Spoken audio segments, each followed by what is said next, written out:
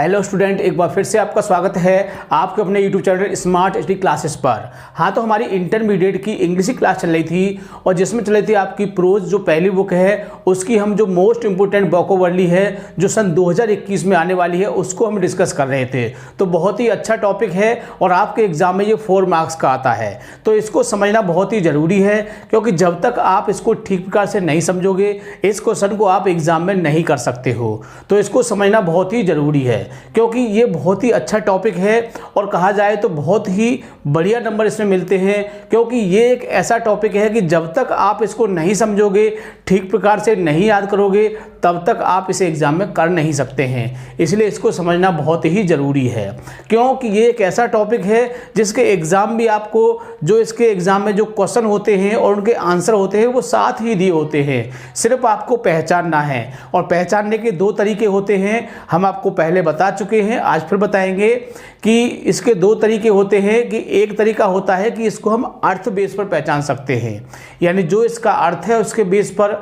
दूसरा इसका बेस है सब्जेक्ट, यानी कि जो शब्द बेस है, यानी कि इस शब्द के बाद ये आएगा या इस शब्द से पहले ये आएगा। तो इसको समझना बहुत ही ज़रूरी है, ठीक है। तो जो विद्यार्थी चैनल पर नए हैं वो चैनल को सब्सक्राइब कर लें, बेल आइकन प्रेस कर लें ताकि आगे आने वाली वीडियो का नोटिफिकेशन आपको आसानी से प्राप्त हो सके, ठीक है। तो ज़्यादा समय ना वेस्ट करते हुए चलते हैं अपने टॉपिक की ओर।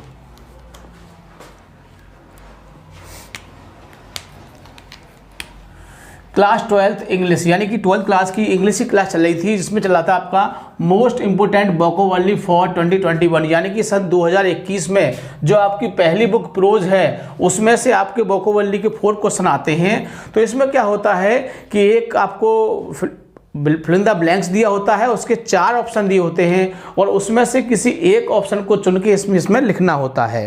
तो हम देखो पहले बता चुके हैं, फिर बता रहे हैं कि इसमें सबसे मुख्य बात क्या होती है कि जो क्वेश्चन दिया होता है उसका हमको थोड़ा सा हिंदी मीनिंग समझ में आना चाहिए, उस बेस पर हम आसानी से कर सकते हैं। दूसरा तरीका इसका ये होता है कि यदि हमको उसका मीनिंग भी नहीं आता है तो हम उसको शब्द बेस पर भी कर सकते हैं, तो बहुत ही आसानी से कर सकते हैं। बहुत ही अच्छा टॉपिक है। तो देखो ये आपका चैप्टर वाइज हम करा रहे हैं इसको, और आज इसका हम दूसरा चैप्टर डिस्कस करेंगे।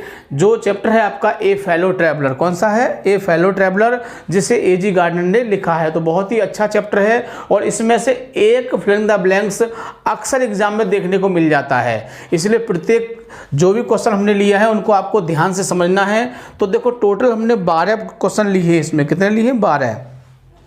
तो देखो इतने ही होते हैं, एक चैप्टर में 10 से 12 होते हैं। और सबसे खास बात क्या होती है कि जो एग्जाम में क्वेश्चन आता है वो बुक बेस पर ही आता है, यानी कि जो हम आपको लिखा रहे हैं उनसे अलग नहीं आएगा, इसी में से आएगा। तो इनको आपको बहुत ही अच्छी तरह से तैयार करना है। शब्द बेस पर भी बताएंगे और इसको हम अर्थ बेस पर भी बताएंगे, ठीक है। तो बहुत ही आसानी से इसको समझना है। तो 1 बाय 1 हम आपको समझाएंगे, ध्यान से इनको समझना है, ठीक है। और समझ के इनको याद करना है। याद करने के बाद इनको एक बार आप प्रैक्टिस करके देख लेना, लिख के देख लेना, ताकि एग्जाम में जब आए तो आप इनको अच्छी तरह से लिख सकें, जिससे कि आप एक अच्छा स्कोर कर सकें, ठीक है। तो शुरू करते हैं। सबसे फर्स्ट पर देखिए क्या है, आई डू नॉट नो, मैं नहीं जानता। व्हेन ऑफ अस, यानी कि हम में से, गॉट इनटू द, कौन पहले आया, फर्स्ट, यानी कि पहले कौन आया। अब कौन आया, अब इसके ऑप्शन देख लेते हैं। बस, ट्रेन, प्लेन, बस, ट्रेन, प्लेन और कैरेज। तो देखो 4 ऑप्शन दिए हुए हैं। तो देखो अब मैं इसमें से कट करता हूं। बस आपका हो नहीं सकता क्योंकि इस चैप्टर में बस की बात कोई कही नहीं गई है। दूसरी बात, प्लेन की भी कोई बात नहीं कही गई है, तो ये भी कट जाएगा, ठीक। अब बचे आपके ट्रेन। क्या बचा? ट्रेन और आपका कैरेज। तो देखो ट्रेन में से रेलगाड़ी होती है, तो रेलगाड़ी की बात तो कही गई है लेकिन रेलगाड़ी की बात कम कही गई है। इसमें रेलगाड़ी के डिब्बे के बारे में ज़्यादा कहा गया है। मेरी बात को ध्यान से समझना। अब आपने देखा कि जो लेखक जो थे वो रेलगाड़ी में ही जा रहे थे, लेकिन जो सारी बातें हुई थी वो कैरेज, जिसको हम कैरेज बोलते हैं, डिब्बे को बोलते हैं रेल का डिब्बा। तो वो रेल के डिब्बे के बारे में बातें हुई हैं क्योंकि जो मच्छर जो आया था वो रेल के डिब्बे में ही आया था। और रेल के डिब्बे में ही जो फेलो ट्रैवलर उन्होंने उसको माना था, वो रेल के डिब्बे में ही माना था उन्होंने, ठीक है। तो पूरी जो घटना घटी है वो रेल के डिब्बे में घटी है, ना कि रेल में। इसीलिए आपका जो लास्ट ऑप्शन है वो कैरेज आपका सही हो जाएगा। तो इसमें क्या होगा, और ये भी बात कही गई है कि सबसे पहले कौन आया था उस डिब्बे में, किसमें, यानी उस डिब्बे में सबसे पहले कौन आया था। अब रेल में तो कोई आएगा नहीं, वो डिब्बे में ही तो आएगा। जो भी पैसेंजर होते हैं, वो यात्री होते हैं, कहाँ जाते हैं, रेल के डिब्बे में जाते हैं, ना कि रेल में जाते हैं, ठीक है। तो बड़े ध्यान से समझना है, ज़्यादातर बच्चे इसको गलत कर देते हैं। तो कैरेज शब्द आपका इसमें आ जाएगा। दूसरा देखिए, एजी गार्डनर वन इवनिंग, यानी कि एजी गार्डनर जो थे वो एक शाम को। तो देखो वो एजी गार्डनर जो थे क्या थे, एक जज थे, आपको पता है, हमने इसकी समरी बताई थी बहुत अच्छे तरह से, और इसकी समरी आपको पता होनी चाहिए, क्योंकि जब तक आपको इसकी समरी पता नहीं होगी आप इस क्वेश्चन को ठीक प्रकार से नहीं समझ सकते हैं और कर भी नहीं सकते हैं, ठीक है। तो यदि आपको समरी के बारे में जानकारी नहीं है तो प्लेलिस्ट में जाके आप इसकी वीडियो देख लेना, जिसमें हमने आपकी इसकी पूरी समरी को बहुत इस तरह से बताया है, जिससे कि आपकी समझ में इसकी समरी आ जाएगी, तो आप इसके क्वेश्चनों को बहुत ही आसानी से समझ सकते हैं। ऐसे भी कह सकते हैं इसको, फर्स्ट से पहले क्या आएगा, कैरेज आएगा। तो याद करने का अपना अपना तरीका स्टाइल होता है, आपको जैसे याद करना है वैसे याद कर सकते हो। मैं दोनों ही तरीके बताऊंगा। जो बच्चे थोड़े इंटेलिजेंट पढ़ने में सही हैं वो इसको अर्थ बेस पर कर सकते हैं, और जो बच्चे थोड़े पढ़ने में वीक हैं वो इसको शब्द बेस पर कर सकते हैं। जैसे इवनिंग के बाद क्या आएगा, इवनिंग के बाद क्या आएगा, है ना, तो वो शब्द आपको याद रखना है, और नहीं तो वो अर्थ बेस पर क्या होगा।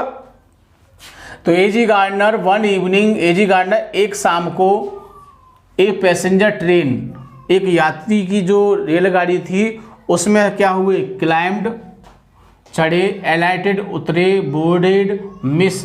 तो मिस और एलाइटेड ये तो दोनों है ही नहीं है, क्योंकि ना तो उसमें चुकने की बात हुई है ना उतरने की बात हुई है। क्लाइम मिस होता है चढ़ना, और बोर्डेड मिस भी होता है चढ़ना।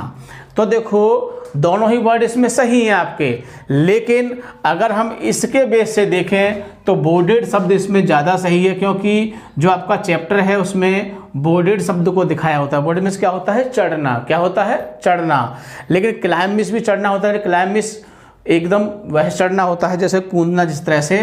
तो उसमें जो वर्ड यूज हुआ है वो बोर्डेड यूज हुआ है, तो आप इसका बोर्डेड ही याद करोगे। हो सकता है कि एग्जाम में ये वर्ड उसमें ना देखने को मिले, क्योंकि इससे विद्यार्थी भ्रमित हो जाते हैं। क्लाइम माने भी चढ़ना होता है, बोर्डेड माने चढ़ना होता है, तो वो बोर्डेड शब्द को ना चूज करके वो क्लाइम को चूज कर लेते हैं।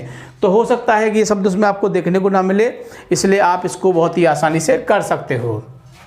आगे देखिए, थर्ड पर है यू कैन ओपन, तुम खोल सकते हो, द विंडो माने खिड़की को, यानी कि अब खिड़की की बातें चल रही, रेलगाड़ी में लेखक बैठा हुआ है तो वो अपने आप फील कर रहा है कि वो खिड़की को खोल सकता है, और क्या कर सकता है, और शट बंद कर सकता है, इट विदाउट बंद कर सकता है, खोल सकता है, ए प्रोटेस्ट कोई उसको प्रोवोकिंग, प्रोवोकिंग मिस होता है रोकने वाला, कोई उसे रोकने वाला नहीं है, क्योंकि वो रेलगाड़ी में अकेला है उस डिब्बे में। तो वो कह रहा है कि वो उसे खोल सकता है, उसे बंद कर सकता है। तो उसे कॉल मिस बुलाना, पिक माने उठाना, गेटिंग मिस प्राप्त करना, और प्रोवोकिंग होता है रोकने वाला। तो ये प्रोवोकिंग आपका सही हो जाएगा, ठीक है।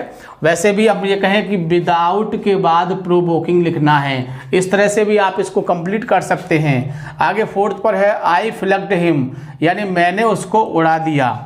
माई नोज माने अपनी नाक से, ऑफ एट थ्रू, तो ये दो ओ वाला ऑफ इसमें सही होगा। ये सेंटेंस दो बार दो तरह से आ सकता है, यहाँ पर ये भी आ सकता है आई फ्लग्ड हिम अगेन, क्या आ सकता है, अगेन, यानी मैंने उसको फिर से उड़ा दिया, तब भी उसमें ऑफ ही आएगा, ठीक है, OFF ऑफ माने से। इसके बाद अगला है जस्टिस डिमांड, यानी कि न्याय क्या करता है, मांग करता है इसकी। एंड द कोर्ट इट, और कोर्ट क्या करता है, इसको प्रदान करता है, यानी कि न्याय तो मांग करता है, कोर्ट उसको प्रदान करता है। जब हम कोई न्याय चाहते तो मांगते हैं, और कोर्ट हमको वो है प्रदान करता है।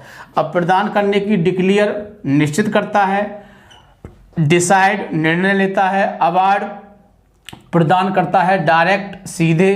तो इसमें अवार्ड शब्द आ जाएगा, इसका मतलब होता है प्रदान करना। तो वैसे भी हम इसको याद कर सकते हैं कि कोर्ट के बाद क्या आएगा, अवार्ड, कोर्ट अवार्ड इट, ठीक है ना, बहुत ही आसानी से। आगे देखिए 6 पर है माई पर्सनल, मेरा व्यक्तिगत, खाली जगह बाज एरोज्ड। अब वैनिटी, क्यूरियोसिटी, मॉडेस्टी, जेनिटी। तो वैनिटी मिस होता है मेरा व्यक्तिगत जो होता है, पर्सनल वैनिटी जो मेरी व्यक्तिगत योग्यता है या क्षमता है जिसको कह सकते हैं। तो माई पर्सनल वैनिटी, वैनिटी शब्द इसमें आएगा, तो ये वर्ड इसमें सही है। उत्सुकता, मोहताजगी, जेनिटी, निश्चितता, तो ये वर्ड इसमें नहीं यूज होंगे, क्या होगा, वैनिटी शब्द इसमें आएगा। तो हम ऐसे भी कह सकते हैं कि पर्सनल के बाद वैनिटी शब्द आता है, ठीक है ना। तो इस तरह से भी आप याद कर सकते हैं, बट आपको तो याद करना है, एग्जाम में लिखना है। मोस्ट ऑफ क्या है कि आपको ये पता होना चाहिए, बट आपका एग्जाम में ये गलत नहीं होना चाहिए, क्योंकि इन चीज़ों से स्कोर बहुत ही अच्छा होता है। ये 4 मार्क्स के आते हैं अगर सही हो जाएं, और कुछ भी नहीं है इसमें करने के लिए, मुश्किल से 2 मिनट लगेंगी, ठीक है ना। आगे देखिए आई प्लेड, मैं खेला, मी ओपनली, खुले रूप से, यानी वह खेला खुले रूप से मुझसे। फॉर विद, तो प्लेड विद, विद शब्द इसमें आ जाएगा, क्योंकि प्ले के बाद हमेशा विद ही होता है, या से है साथ के लिए विद का प्रयोग करते हैं जब कोई किसी के साथ खेलता है। ये प्रीपोजिशन है, इनका यूज बहुत अच्छी तरह से करना चाहिए, और हम बता भी चुके हैं। तो क्या आएगा, प्लेड विद मी। 8वां देखिए आई कैन नॉट किल, यानी मैं तुम्हें मार नहीं सकता हूँ, but I can you punish, सजा दे सकता हूँ, पार्डन क्षमा कर सकता हूँ, इंसल्ट बेइज्जती कर सकता हूँ, रिप्राइव तुम्हारा पुनरुद्धार कर सकता हूँ। यानी कि एक मच्छर है, तो व्यक्ति वो लेखक कह रहे हैं कि मैं तुम्हें मार नहीं सकता हूँ, मैं तुम्हारा उद्धार करूँगा, यानी कि जब मैं तुमको मारूंगा तो तुम्हारा नया जीवन तुम्हें मिलेगा नहीं मिलेगा। तो वो यही कह रहे हैं कि मैं तुम्हारा रिप्राइव कर सकता हूँ, तो क्या करूँगा, मैं तुम्हारा उद्धार कर सकता हूँ। तो इस तरह से ये आपका रिप्राइव शब्द इसमें सही हो जाएगा। आगे देखिए 9 पर है I can not go, I can not go, मैं नहीं जा सकता हूँ, फार एज दैट। तो देखो एज शब्द ये आ गया, एज, फार एज, तो ये 2 कॉम्बिनेशन होता है सो एज का। किसका कॉम्बिनेशन होता है, ये होता है सो एज, और एक होता है एज एज। तो देखो इसमें एज शब्द आ रहा है, और इसमें फिर दूसरा क्या आएगा, दूसरा इसमें आएगा सो, क्या आएगा इसमें, सो। तो अगर हमारा सेंटेंस कैसा है, पॉजिटिव है, कैसा है, पॉजिटिव, जिसको अफर्मेटिव बोलते हैं। अगर अफर्मेटिव है तो एज आता है, और यदि वाक्य आपका नेगेटिव है तो सो एज आता है। तो इस बात को ध्यान रखना है कि देखो इसमें एज दे रखा है, अब यहाँ पर हम एज भी लगा सकते हैं, सो भी लगा सकते हैं। इससे पहले हमें देखना है कि ये क्या दे रखा है इसमें।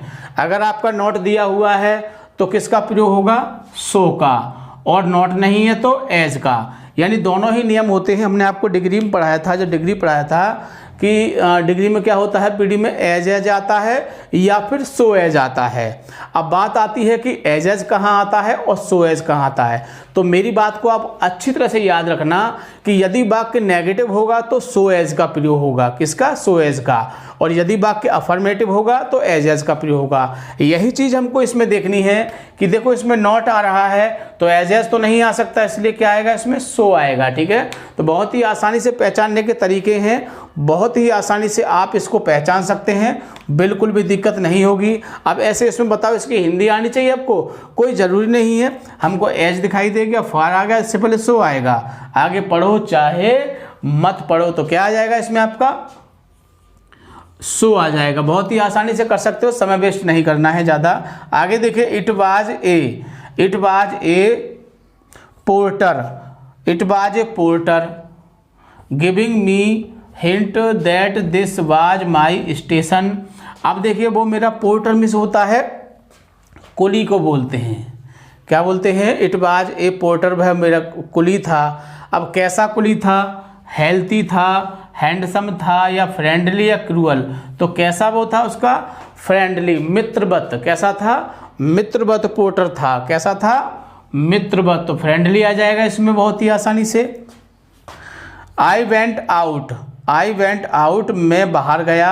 द कूल समर, जो ठंडी गर्मी की रात थी, इन फॉर, इनटू, टू, तो आउट मिस के बाद क्या आएगा, इनटू, क्या आ जाएगा इसमें आपका इनटू, क्योंकि गति वाला वाक्य है। जब हम कहीं जाते हैं तो गति होती है, तो गति के लिए किसका प्रयोग किया जाता है, इनटू का प्रयोग किया जाता है। ठीक है, आगे देखिए लास्ट पर है आपका एज आई क्लोज्ड, जैसे ही मैंने बंद किया, द डोर माने दरवाजा, जैसे ही मैं दरवाजा बंद किया, ऑफ माई कंपार्टमेंट, अपने डिब्बे का, आई सॉ मैंने देखा, माई खाली जगह, फ्लैटरिंग घूम रहा था, राउंड द लैम्प बल्ब के चारों ओर। जब मैंने कंपार्टमेंट का डिब्बे का बंद किया तो घूम रहा था उसके चारों ओर।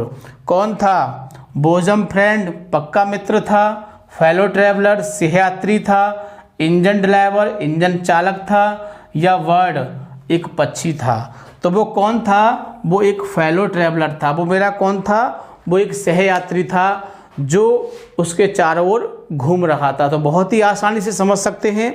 और देखो हमने आपको पहले भी बताया था, अब फिर बता रहे हैं कि दो तरीके होते हैं इसके याद करने के।